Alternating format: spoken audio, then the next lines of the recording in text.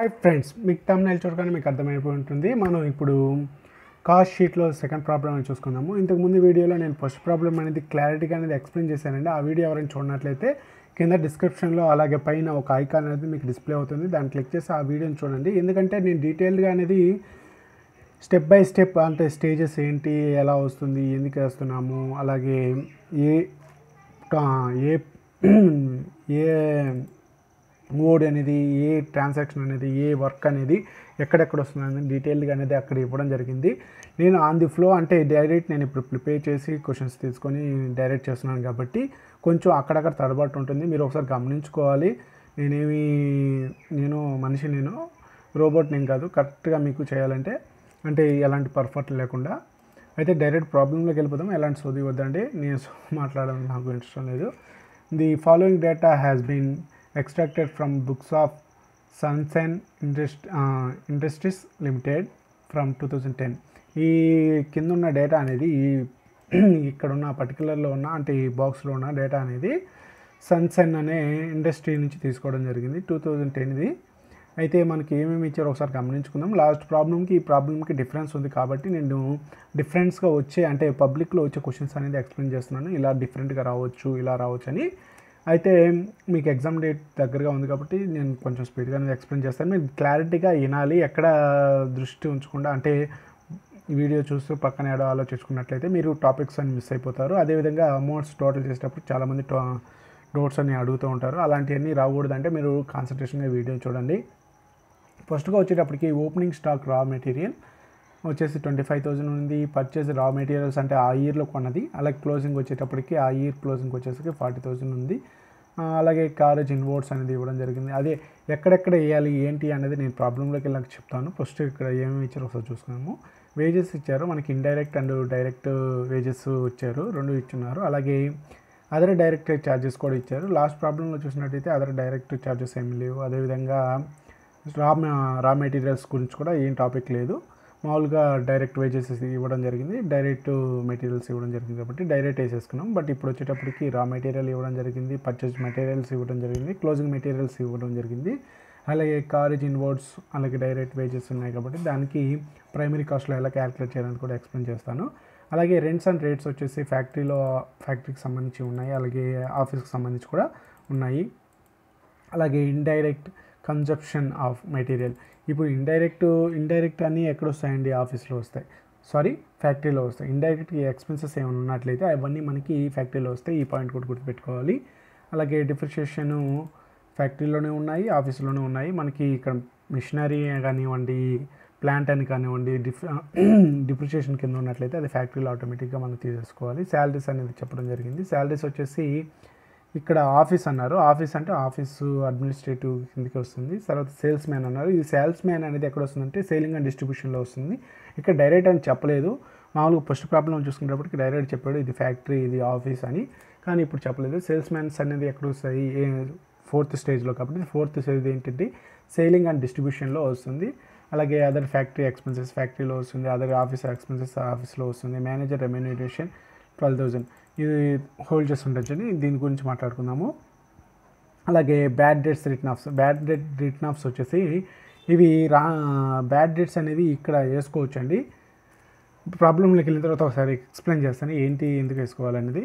అలాగే advertisement expenses ఇక్కడ వేసేసుకున్నాము. అలాగే travelling expenses of sales man ఎక్కడ వేసుకుంటాము. సేల్స్ మ్యాన్ అని వచ్చిందంటే ఇంకా సేల్స్ అని అక్కడే వస్తుంది, ఇది సేల్స్లోనే వస్తుంది. సేల్స్ అండ్ డిస్ట్రిబ్యూషన్స్ వస్తుంది. క్యారేజ్ అండ్ ఫ్రైట్ అండ్ అవుట్పోర్ట్స్ వచ్చేసి సేల్స్ అండ్ డిస్ట్రిబ్యూషన్స్లో వస్తుంది. సేల్స్ అమౌంట్ వచ్చేసి లాస్ట్ వేసుకుంటాము. తర్వాత అడ్వాన్స్ ఇన్కమ్ ట్యాక్స్ పెయిడ్ అనేది రాదు. అలాగే క్యాష్ పెయిడ్ అనేది కూడా మనకి రాదు ప్రాబ్లంలో.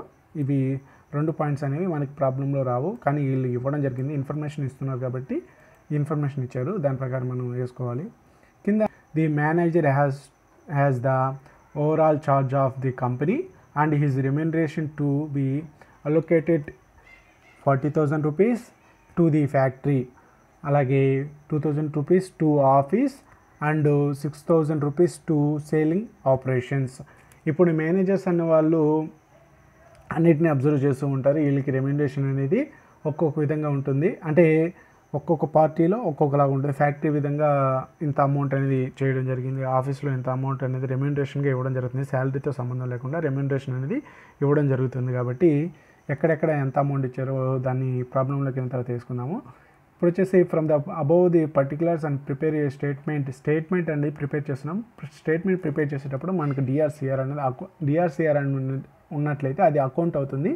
ఈ స్టేట్మెంట్ అంటే ఏమీ ఉండదంటే పర్టికులర్స్ అమౌంట్ లేకపోతే పర్టికులర్స్ అమౌంట్ అని కానీ ఏదో ఒకటి ఉంటుంది. తర్వాత వచ్చేసి మొదటగా మనం క్రియేట్ చేయాల్సింది వచ్చేసి ప్రైమ్ కాస్ట్, అలాగే factory cost and cost of production and cost of sales and net profit అనేది మనం చూపించాలని చెప్తున్నారు. మన ప్రాబ్లంలోకి వెళ్ళినట్లయితే ఒకసారి ప్రాబ్లమ్ని నోట్ చేసుకోండి, లేకపోతే ఒకసారి గుర్తుపెట్టుకోండి. నేను డైరెక్ట్ ఎక్స్ప్లెయిన్ చేసుకుంటూ వెళ్ళిపోతాను, మీ సమయాన్ని ఎక్కడా వృధా చేయాలనుకోవట్లేదు. మొదటికి వచ్చేటప్పటికి కంపెనీ నేమ్ అనేది పైన రాయండి, Sunshine industries limited and cost sheet for the year 2010 అని రాశాను. నీకు ఇక్కడ ఫోకస్ అవ్వడానికి నేను ఒకరో రాశాను బోల్ట్లో, మీరు ఒకసారి అది అడ్జస్ట్ చేసుకుని రాసుకోండి. తర్వాత వచ్చేసి ఓపెనింగ్ స్టాక్ రా మెటీరియల్ వచ్చేసి మనకి 25,000 అనేది ఉంది. అలాగే యాడ్ పర్చేజ్ ఆఫ్ రా మెటీరియల్స్ అంటే ఇప్పుడు ఓపెనింగ్ 2009 నుంచి 2010కి ఏమన్నా రా మెటీరియల్ మిగిలి వచ్చినట్టయితే అంటే మిగిలి ఉందనుకోండి, దాన్ని ఇక్కడ ఓపెనింగ్ కిందకి రాసుకుంటాం. దాని వాల్యూ వచ్చేసి 25,000 అండి, 25,000. అలాగే ఆ ఇయర్లో 2000 జనవరి నుంచి 2010 జనవరి నుంచి 2010 డిసెంబర్ అంటే 12th month లోపు ఏమైనా పర్చేస్ చేస్తుంటే అంటే రా మెటీరియల్ పర్చేస్ చేస్తుంటే మనకి ఇస్తాడు. అంటే పర్చేజెస్ ఆఫ్ రా మెటీరియల్ అది పర్చేజ్ అని ఇస్తేనే మనం తీసుకోవడం జరుగుతుంది. పర్చేజెస్ ఫిక్స్డ్ అసెట్స్ అన్నా కానీ మనం ప్రాబ్లంలో తీసుకోము.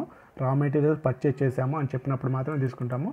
ఎంత వాల్యూ గలది 35,000 అనే వాల్యూ గల రా మెటీరియల్స్ అనేది మనం పర్చేజ్ చేసాము. అలాగే ఈ పర్చేజ్ చేసిన లేకపోతే ఉన్న స్టాక్ని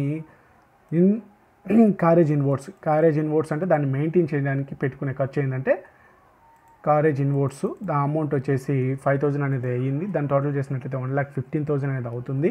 తర్వాత వచ్చేసి క్లోజింగ్ అంటే ఇయర్ ఎండింగ్ 2010 అండ్ డిసెంబర్ నాటికి ఎంత క్లోజింగ్ రా మెటీరియల్ మిగిలింది కంపెనీలో చూసుకునేటప్పటికి వచ్చేటప్పటికి 40,000 అండి.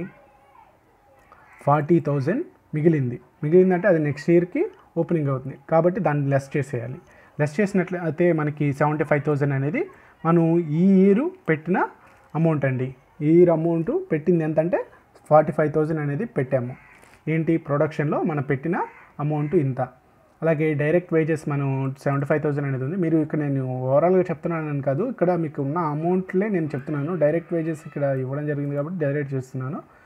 మళ్ళీ మీరు టోటల్స్ ఎందుకు బ్రో ఇట్లా వచ్చాయి అలా వచ్చాయి అని అడగొద్దు, నేను క్లారిటీగా చెప్తున్నాను, మీరు ఒకసారి అర్థం చేసుకోవాలి.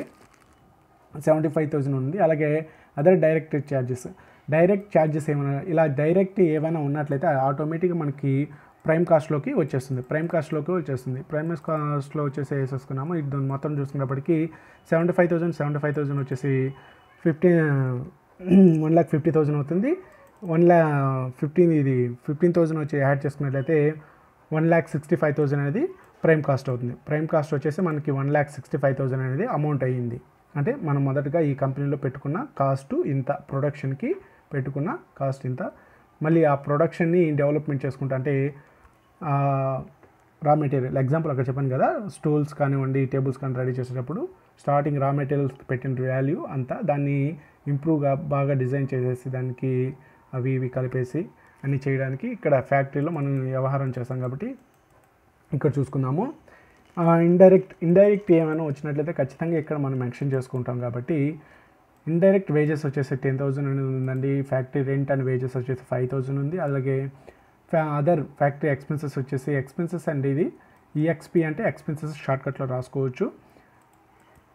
అలాగే 5,700 అనేది ఉంది. మేనేజర్స్ రెమ్యూనరేషన్ అని నేను ఎలా చెప్తున్నానంటే మేనేజర్ రెమ్యూనరేషన్ అనేది ఇక్కడ ఇచ్చినట్లయితే మనకి ఇక్కడ మెన్షన్ చేసినట్లయితే మనం ఫ్యాక్టరీలోనే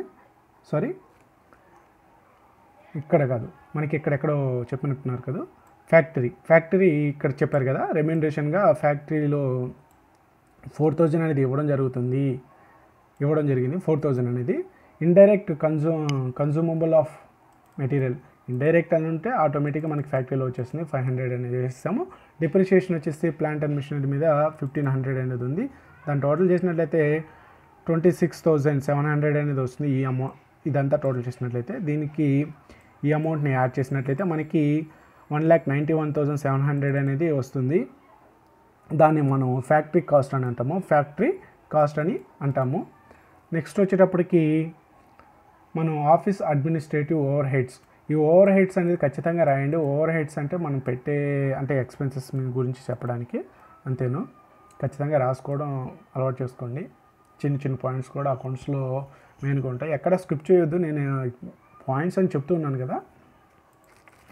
ఆఫీస్ రెంట్ అండ్ రేట్స్ వచ్చేసి మనకి 500 అనేది ఉంది. ఆఫీస్ శాలరీ వచ్చేసి 2,500, అలాగే అదర్ ఎక్స్పెన్సెస్ వచ్చేసి 900 ఉంది. మేనేజర్ రెమ్యూనరేషన్ వచ్చేసి ఇక్కడ మనకి ఇక్కడ కింద ఇవ్వడం జరిగింది చూడండి. ఆఫీస్లో వచ్చేసి 2,000 అనేది ఇవ్వడం జరిగింది కాబట్టి 2,000 అనేది తీసుకున్నాము. అలాగే depreciation and office depreciation on office furniture వచ్చేసి 100 రూపీస్ అనేది డిప్రిషియేషన్ మీద వచ్చింది. మనకి డిప్రిషియేషన్ అనేది పడింది. మొత్తం టోటల్ చేసినట్లయితే 6,000 అనేది వచ్చిందండి. 6,000కి ప్లస్ పైన ఫ్యాక్టరీ కాస్ట్ని యాడ్ చేసుకున్నట్లయితే 1,97,700 అనేది కాస్ట్ ఆఫ్ ప్రొడక్షన్ అనేది వచ్చింది. కాస్ట్ ఆఫ్ ప్రొడక్షన్ అంటే ఇదేంటంటే మనం సేల్స్ చేయకముందు, సేల్కి వెళ్ళకముందు మొత్తం ప్రైమరీ కాస్ట్ అండ్ ఫ్యాక్టరీలో అయ్యింది. తర్వాత వచ్చేసి దాన్ని ప్రొడక్షన్కి చేయాల్సిన ఆఫీస్ వర్క్ అంతా ఇక్కడికి వచ్చేసి 1,75,000 అయ్యిందండి. ఇక్కడ సేల్స్ కొంచెం వెళ్దాము.